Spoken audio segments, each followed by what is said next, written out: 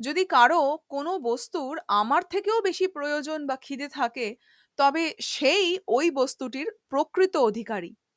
৮, আন্তরিকতার সঙ্গে অপরের সেবা করলে যার সেবা করা যায় তার হৃদয়েও সেবাভাব জাগরিত হয়।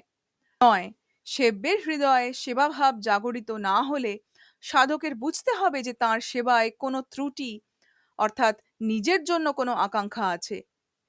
১০, প্রত্যেক সাধকের পক্ষে জগৎ সংসার শুধুমাত্র কর্তব্য পালনের স্থান, সুখী বা দুঃখী হওয়ার স্থান এটি নয়।